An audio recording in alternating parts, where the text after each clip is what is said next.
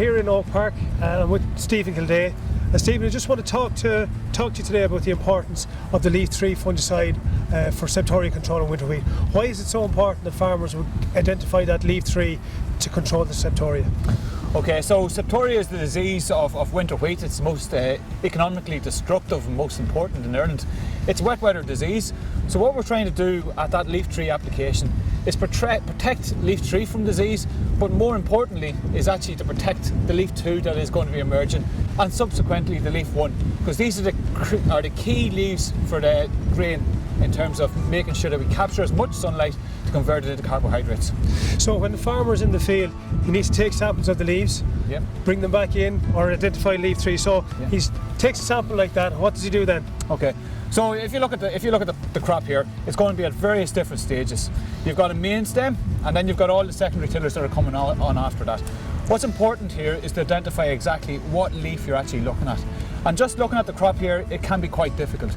We get some idea, or we can gauge it based on its specific growth stage to see, is it in still the reproductive sort of stage, has it developed a head yet, or is it in the vegetative stage, it's still producing tillers. However, to be very, very exact in terms of what leaf we are, we actually have to start dissecting back till we actually can find that emerging head and count the leaves upwards.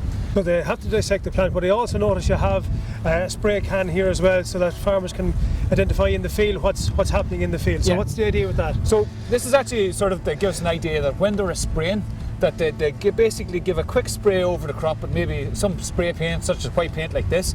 This gives an idea that actually when they're coming back subsequently, they know exactly what leaf to hit.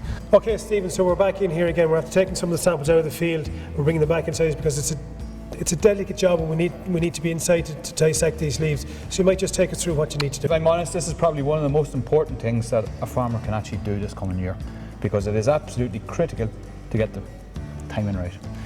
It's important to lay them down in order of where they come out as well, Steve, isn't it? Very much, so that you know exactly what's there, but it also gives you an idea of the disease pressure that we're hitting.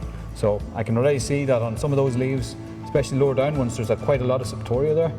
So we can see exactly what's happening and what leaf we're going to spray.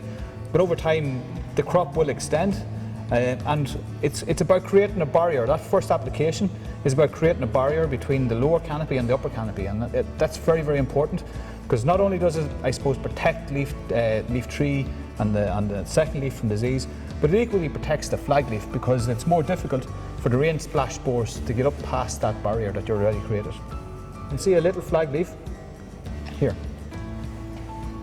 Very little flag leaf, very, very small.